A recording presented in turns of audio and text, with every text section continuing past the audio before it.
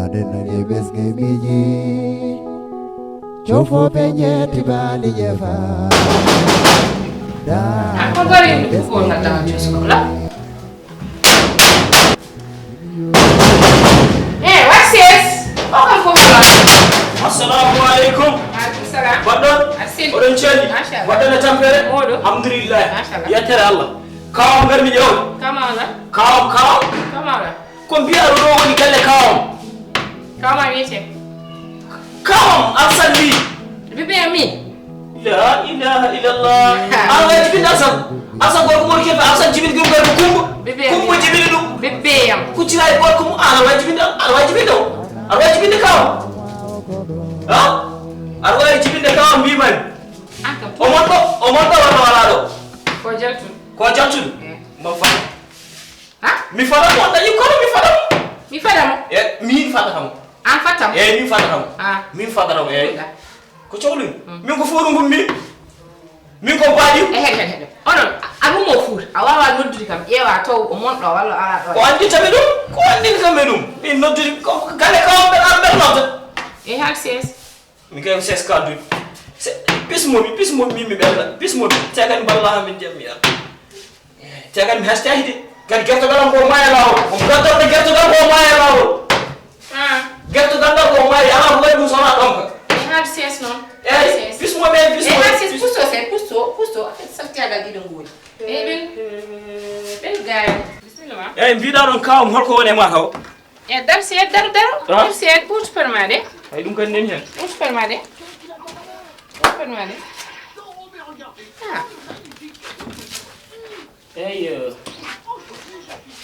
Mbaɗɗa ɗon? Machallah. Aɗa selli? Moɗo. Mbaɗɗa e tampere? Machallah. Alhamdulillah. Moɗo. Yettere Allah. Bismillah ma. Ko mawɗum alhamdulillah. Selli.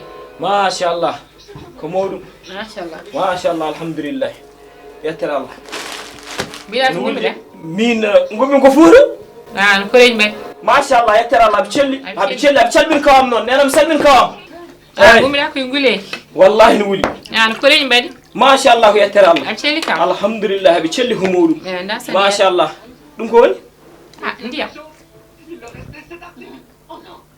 kay ɗum bittane hay gertigal maygel ngel ala ko wari ɗum sona ɗum wona ni yardite afe sattiagal ngal noon on selli on firsi onon min nani onon ceernama ko hiñaɓe saɗa hokka neɗɗo ene yara e hokku ɗum ganduɗa ɗum ko timmi sene yara gandanɗa hoɗum kam mba ɗum ɗiɗ a yara hokka ɗum ɗo kono wona ni yardite ay ɗum ɗo ko butel woni ɗo hen a uttitat après ça mbaɗa e oɗo verre jara mi anda ɗum ɗum ndi mi anda ɗum mbiɗa to kawam woni ettude yardu ɗum afe saltiagal mi anda ɗum to kawam woni mbiɗum to kawam woni toye haaji makko eyyi ƴew Allah seedi kawam suɓimi boɗeje kono mi anda ɗo on jikku moƴƴani walla mi ndiyam mbaɗɗon sukara kam telin koyɗe ma de ɗum waɗira kane jooɗe wona kane lele kaw suɓimo joɗɗo kam kono noon mi anda sene moƴƴi telin koyɗe ma de les kono so Allah jaɓi ko ɗo mayaɓi so Allah ko lamɗo jaɓi min kam ko cumru pami o a suwata o ilam waɗanno foftere miskineɓe kono ilam alata pamen soñe waɗi oye go Kedi, ça va? Zed, Tranquille. tranquille. Ça va bien? À part ça, Voilà, tu peux rester. côté moi, Ça va nice, alhamdulillah. journée on, Nice, alhamdulillah. Ça ça va? va. Tranquille. Weekend on. Bah, alors, Boy mi tembe do sahabi. tu parles de la programme. Ande dal weekend o boy mi dawani bedem do fiya kas binum so pari do joni gami aso. Alo tati. Ah, mais comme hakilo bare ma rek wa format do ma gam tum. Mi jor se. Awadi ko fi frère. An mom yidam wona hunde web. Do fawti be joni moyo tawul ngala.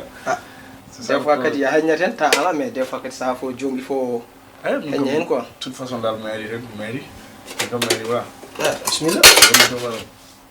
Ça va bien. Ça va alhamdulillah. Nice, hein? Sinon côté moi, Ça va tranquille, alhamdulillah. parents di bet. Nice, alhamdulillah, machallah. Jam nanta. Ah, ñu dal ñu del bonum faman quoi. Jam. Ko jam. Mais bonum ñu tiddi del bon trop. Alhamdulillah ko. Wallahi ko dinon namda permission ni pour mi ya foto quoi. Ah. Wallahi.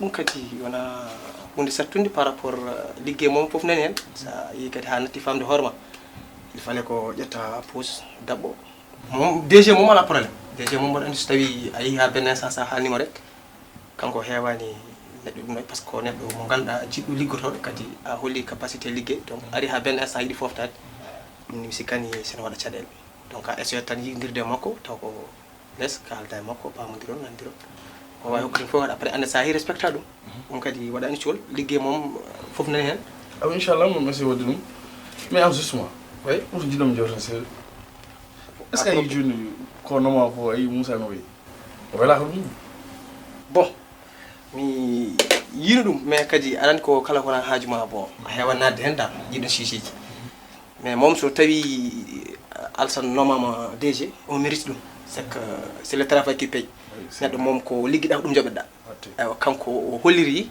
ha PDG ari nomimo ɗum bon ɗum ñagonɗemo Allah tan ko yo Allah nowrumo yesso par ce que a yi hay nomination makko ko heewi dañi hen en ɓeydanama salaire en mbaɗama kadi logé véhiculé donc ɗum fof en dañani ɗum ɗon donc so tawi ko noon kadi min hoorami yin ɗum kono en tant que concernanima tan min moom mi abbake ɗiɗon sujet c'est pour cela wallahi mais en tout cas kam ñabbolani gueɗel gotel kadi kam ko rewɓe nomanno o kammo ƴetata par ce que rewɓe intéressé mo kam grade gars moy lon nan ɗon tan moyis moom nan ɗon min moom wonnon to jiɗaɗo kanko woni réservé a ɓuuri hay sa yiɗi yewtide makko a wawa jogade temps pour jewtidon c'est que kanko woni fermé o hokkatama yesso mo mbawɗa yewtidde makko c'est ça donc min moom ko job rendin min mi waɗat jobam tan mi ara mi hollitamo somi paari bon salamu aleykum aleykum salam chacun pour soi Dieu pour tous neɗɗo moom yaha tan koye kattande Allah quoi c'est pour cela awa sinon comme ça va nice yimɓe galle vraiment selli classe kaptuɗo boy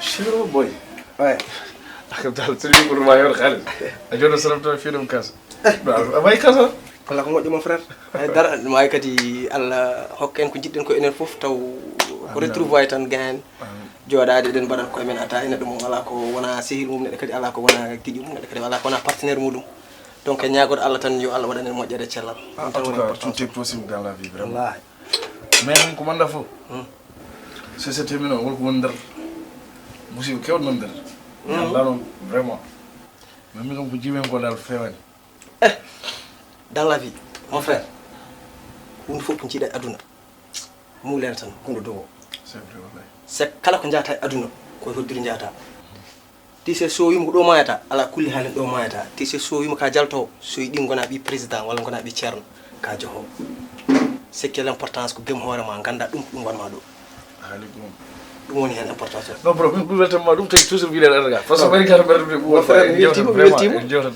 mais jew boɗom yaha ni non a jooɗa ha ɓoy guiƴam non vas y boɗom yaha la prochaine fois après wona samɓe bertirta inchallah rabbi min hooram ni mboɗandi joni meeɗa ummade somi pari ɗo mi jeeyi wima ino mi rewa galle mi salmina parent ɗi so tawi heeƴe temps après mi waɗa feles galle to kadi on est ensemble ok marhaba mon frère c'est gentil salmini marhaba bi ok merci c'est gentil c'est gentil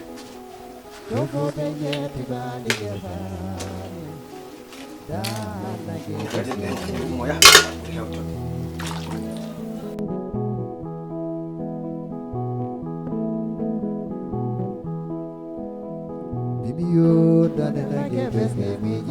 Salam alaikum, bonsoir.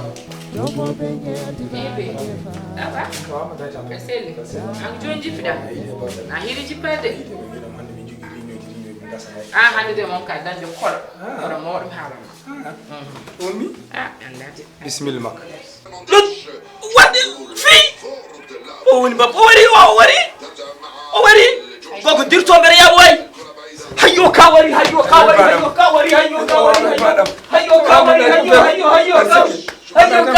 kawtani wari ما شاء الله الحمد لله يا ترى ما شاء الله ما شاء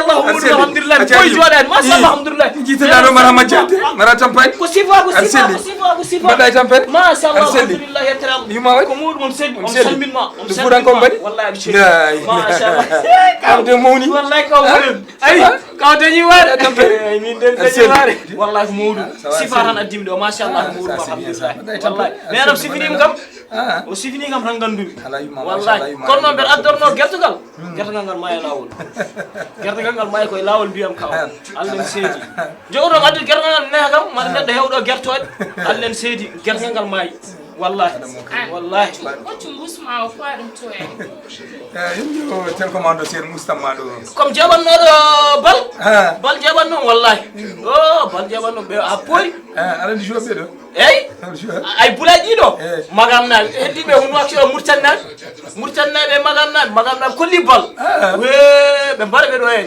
ta wattuɗon ala aɗa monani o ko championnat Angleterre woni ɗo championnat Angleterre o ko mata tampani a yide woni biye kadi kaw ko woni biye kadi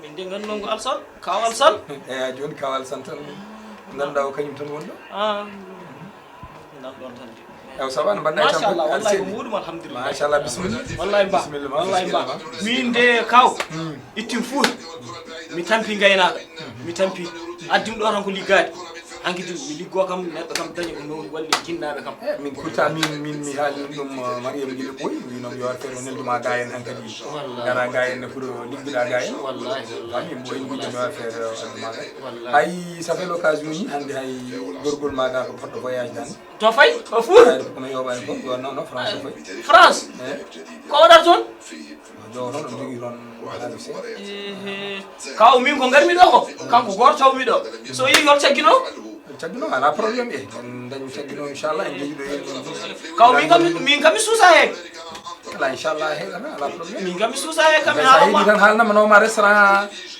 restaurant eyyi nder nan ɗum noon allah sini meeɗa yattu meeɗa yar restaurant wallahi meeɗa yattu ala min kay kaw jungo tan gudde fursat kay kew yiɗ ɗum tan koye tene Allah somi yirode tan ñalat baɗamo jon kay waɗi ɓekkine tan kudde fuɗi tan ñamirti mbeɗa yitte wallahi ma restaurant mbeɗa yiɗi kono somi retiré ɓuuri ɓe mbiye dañi tubaka kaw wallahi kaw mayri wona aɗa seli machallah ko muɗum alhamdulillah guɗo ittu ɗum ɗo no wano en kollambo suudu makko ɗo kadi ça fait l'occasion oɗo en préparé wona préparé kaw min de arande ligguey mo jimi wadde mbeɗa jogui sehlam goto o ɗo wonno o ruttima toon o wi ko becce ko waɗanno becce omo yeeya booluji keremaji ani foof omo yeeya machallah o artidi kalis kam min kadi ko ɗum jimmi wadde ɗum ni c'est vrai ligguey oɗon no moƴƴi kono noon kadi ala probléme comme ça min ga ça fait l'occasion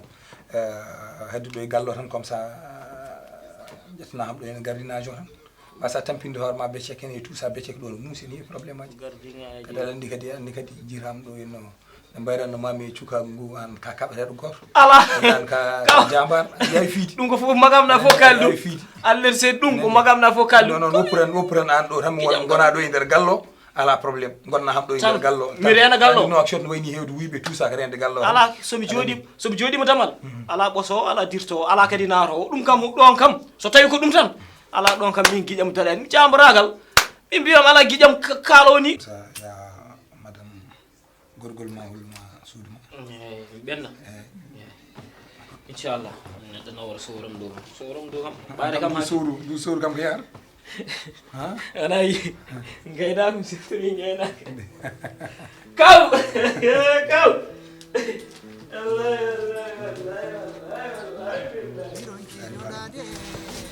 Bera jooɗi a yiide ɓe ɗo jooɗi hono gonnon ke ridde baɗam no ndeysano mbayranno mombo ɗum woni cuhlel ay baɗam jirwol noon ok baɗam jirwol fenoma bottare gottuɗa après ça jehen wallahi ok ala probléme inchallah comme ça wandigama jaafoɗa seeɗa bon jooɗi artude wonno ga hayto gommi ɗo ene ga won dossier ji kewɗi goppimi ɗon e bureau par ce que ɓeɗo heññino pour par ce que aɗa andi won rendez vous kokkanɗe ko rendez vous à partir de 14 heures et tout ça kadi ha joni kadi en jokkatata tan yewtidde seeɗa sa yii toon tan omo ñartinoɗo ganda ko woni mama toon ko safri yaade donc ƴettotama mi ƴettotama keɗoɗa consigne aji min mbiyata ɗi min sinno ko sagam a hoppano kam ɗo tan mi jooɗo sarma ay ko ɗum ɓurnomi yidde comme donc sa wi kam mi yaha kadi ala no mbaɗi donc non c'est tout à fait normal min e waram sinno ko sagam ni tawa yara mais c'est la situation qui oblige da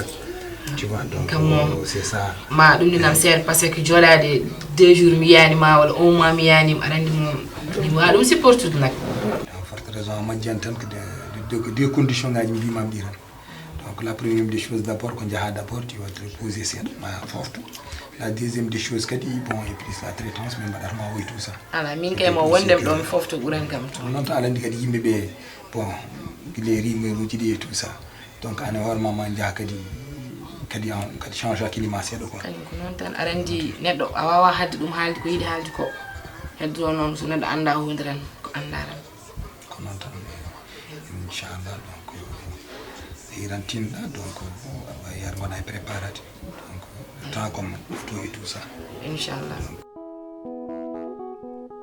Dade nage besge biji Chofo penyeti bali jefani Da nage besge biji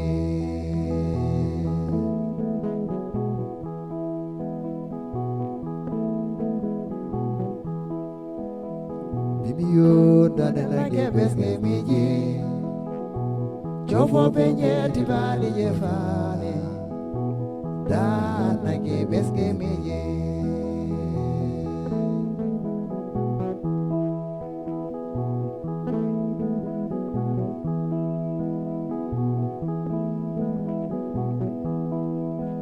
Bibiyo sokondugu bibi rubi Ha morsa mosini Hauna ki pulla wawa kodo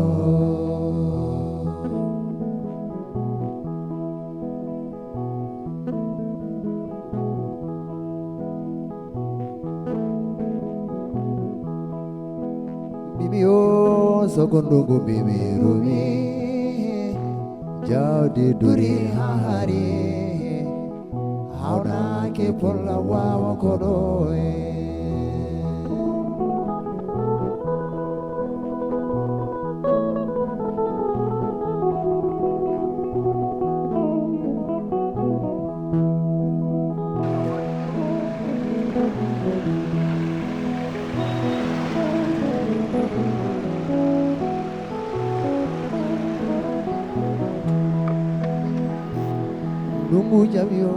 Dungu jamyo, dungu rumi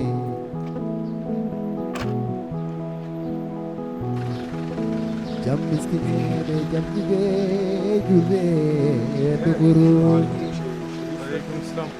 Ça va, comment tu vas? Ça va bien. Santé bonne, ça va. Je vais bien. Ça marche. Non, il a pas bien. Ça va bien. Non, il n'y a pas de problème. On est ensemble. C'était l'embouteillage là. C'est problème d'embouteillage là, c'est Ah, ça va, ça va, ah, ça va, elle va bien. madame, machallah, ma jafdadi e ko problème embouteillage tan alen do en kam embouteillage uji et tout ça lawol ay ko ngol no mbirmam ni alen ko madame la ka hande voyage pour wallahi au propos kam ko nawima kam way machallah law machallah donc mi woni don ga hawde ko lamji e ko problème tam kalna mamo et tout ça de madame et tout ça ko dum tan wonno kadi lendi kam an kam hande machallah ti kebdude no weni hande dire dum den donc an kam ala ko majuda hen wallahi ke wodon situation tan men gonno et tout ça bon ko sehel men o tan Chérif ko ñan hen tan men jewrdanno min makko halnimi son spécialiste et tout ça am jogino le même problème donc o waddi kam ya docteur Gorvier Jean Christian bon au niveau de Cap donc on men kaldi hen après explique mi dum problème fof donc hokki rendez-vous non mo hokki madame o wonaka lendi donc hande oui donc baal joni anayi mom tan c'est bien ani comme ça mbawa kam foftade haaluji yimɓe tout aussi mi ɓooyi haalandam ya nom extérieur e so ya jawti anani guila analyse uji et tout en kam toon machallah sont de très fort machallah anani ɗo deux fois mbiɗa mbaɗa analyse kono no manque seeɗa kono toon kam machallah jiinomi yi toon fof machallah Allah newnini ɗum c'est ça wan exactement est ce que miɗi wadde analyse hane hoorema jawɗa c'est dommage mi heeɗa ɗum wadde quoi mi heeɗa ɗum wadde kadi bon surtout si ala mbimi yo yataw d' abord non moom kanko o yaw ƴeewiyo so wi ha par ce que alah andi d' après yimɓeɓe en mbi probléme aji mbaɗi ni hen la plupart he wondi hedde tout ça fori fof tout si ala mbimi yo ya kanko yaw ƴeewiyo wawi hen wonde fof so arti kadi min gandu quoi alah andi kadi situation ngaji ɗi tan gawana hay ɗum kadi pourtant kadi yo ya kadi o ƴeewriyo hen o fofto hen bon an kam alah andi ala ko cuuɗata mami ala ko majjuɗa hen e situation o e kadi ni yimɓe ene kaldira ni e tout ça feriji ɗi ɗon quoi donc je me suis dit que pourquoi pas o yata o foftiyo a faami kadi o woni heɗe waddi hen traitement ji makko en attendant minni kadi so arti inchallah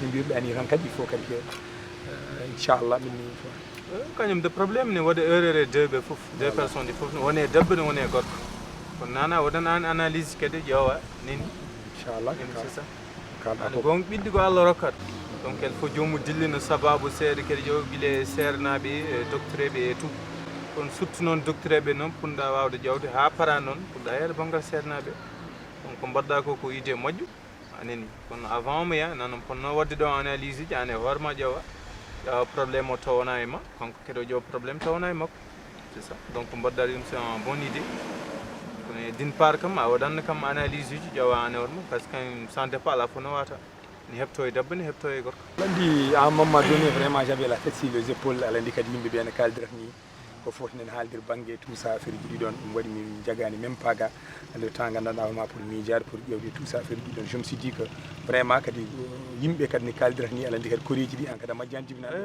ne kaldirat e makka ni e tout ça affaire ji ɗi ɗon je me suis dit que yo aro yaaha kadi o foftiri o hen kadi o yaha o ƴeewa anani ɗum tan gonno oɗo o quoi kadi an kam alende ala ko majjuɗa hen dogat ko chaque fois mbiɗa nder haalamma ko guiɗe jibinaɓe guiɗe yimɓeɓe ɓe kaldirat ni foof kono kalɗa ko kadi ko gonga en essaye wadde kadi ɗiɗon démarche uji essaye ƴewde no min mbaɗi ɗum démarche uji inchallah wonde welede Allah inchallah donc mbaɗen noon tan inchallah ƴeewi demir tan inchallah ok inchallah yo dadanake ɓesge miji jofoɓe jeeti baali je faale danake ɓesge miji